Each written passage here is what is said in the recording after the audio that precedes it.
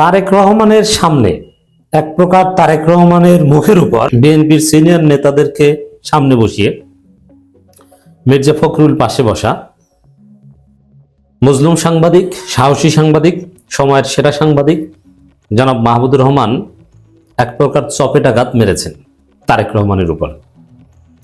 দর্শক, মাহমুদুর রহমানের একটা বক্তব্য জামাত শিবিরের লোকজন ব্যাপকভাবে শেয়ার করছে এবং প্রশংসা করছে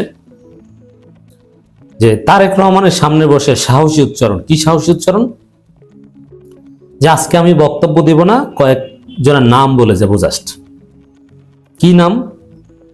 সংগ্রাম সম্পাদক, সাবেক সংগ্রাম সম্পাদক, প্রবীণতম সম্পাদক ছিলেন তখন জনাব আবুল আসাদের উপর যে নির্যাতন, তখন যে পুরো মিডিয়া চুপ ছিল, সেই নামটা বলে গিয়েছেন।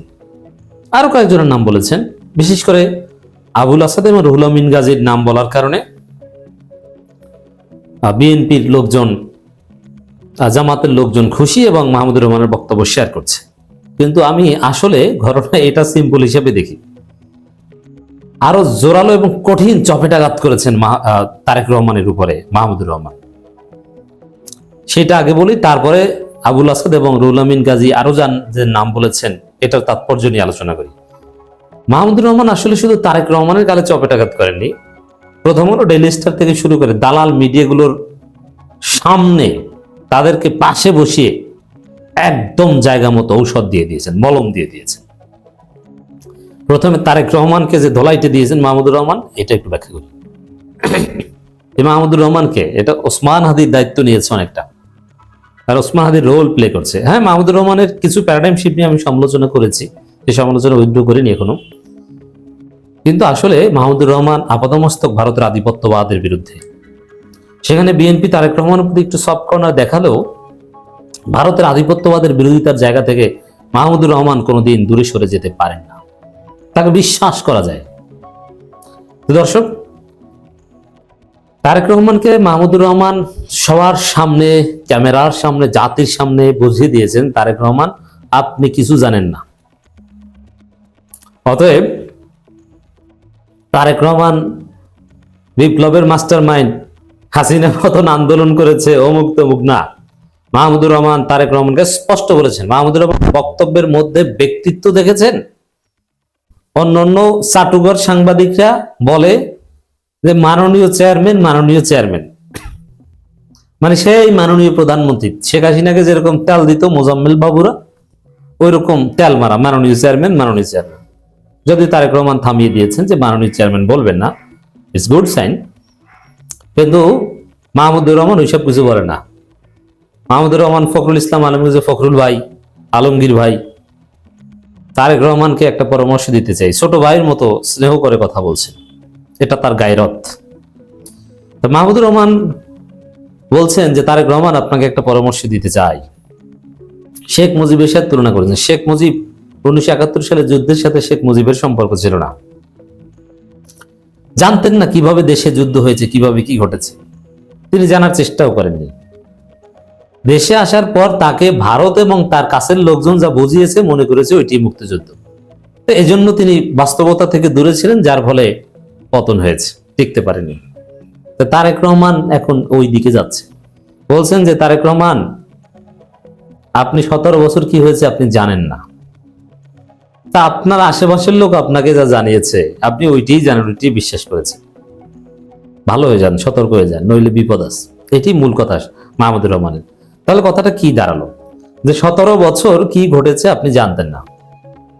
তা এখান থেকে মাহমুদুর রহমানের বক্তব্য থেকে স্পষ্ট যে বাংলাদেশে হাসিনা পতন আন্দোলন, গণতান্ত্রিক আন্দোলন, জুলাই আন্দোলন, এগুলোতে তারেক রহমানের আসলে ওইভাবে কোনো মুখ্য ভূমিকা নাই। এবং আরো কি হয়েছে, কিভাবে কি হয়েছে, এটা তারেক রহমান জানেন। এমনকি ভারত কিভাবে কি করেছে ওটাও তিনি জানেন না। তাকে যা মির্জা ফখরুল্লাহ বুঝিয়েছে ওইটাই জানেন, কিন্তু এটা ভুল। যেহেতু তারেক রহমানের এবং বলেছেন আপনার আশেপাশের লোক যা বুঝিয়েছে, এবং সেটা সঠিক না, এর মানে তারেক রহমানের আশেপাশে সব ভারতের দালাল, আর ভারতের দালালেরা তারেক রহমানকে ভুল বুঝিয়েছে। এবং এই ভুলের ফলে সামনে তারেক রহমান ক্ষমতা আসলেও 1.5 বছরের বছর টিকতে পারবেন না, গণঅভ্যুত্থানের মাধ্যমে তার পতন হবে। এর চাইতে করুণ পরিণতি হতে পারে। অতএব তারেক রহমান কিছু জানেন না, এটা একটা চপেটাঘাত। আর আপনাকে ভুল বুঝাচ্ছে, এর মানে আপনি ভুলের মধ্যে আছেন, আপনার সামনে বিপদ। এই তিনটা হচ্ছে মাহমুদুর রহমানের বক্তব্যের কি পয়েন্টস, দ্যাটস ভেরি সিগনিফিকেন্ট। আমি বিশ্বাস করি তারেক রহমান একদিন বুঝবে যে মাহমুদুর রহমান কি বলেছিলেন। তখন ইতিহাসে এটা বিশ্লেষণ হবে যে একদিন একটা প্রোগ্রামে মাহমুদুর রহমান এভাবে তারেক রহমানকে মুখের উপর সতর্ক করেছিলেন, কিন্তু সেই সতর্কবার্তা নেননি। যে রহমানের ইতিহাস যদি পড়েন, শেখ মুজিবের ইতিহাস যদি পড়েন, এমনকি ওসমানাদের ইতিহাস যদি পড়েন, এগুলো বলা হয় যে অমুকে তাকে সতর্ক করেছিল কিন্তু তিনি কানে দেননি।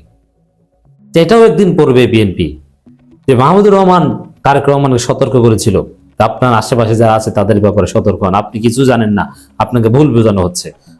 গত 17 বছরের ইতিহাস আপনি জানেন না কিভাবে কি ঘটেছে, কারা দেশে সংগ্রাম করেছে, এটা জানেন না বলে আপনি আজকে হুজুরদের মৌলবাদী বলছেন, আপনি দক্ষিণ পন্থার বা ইসলামপন্থীদের উগ্রবাদী বলছেন, আপনি বামপন্থী ভারতপন্থী রাজনীতি করছেন, আপনি জানেন না বলে। আপনি জনগণের পালসের বিরুদ্ধে রাজনীতি করছেন, আপনার ধ্বংস, আপনার পতন অনিবার্য। এটা একদিন ইতিহাসে স্টাডি হবে, বিএনপির ইতিহাসে।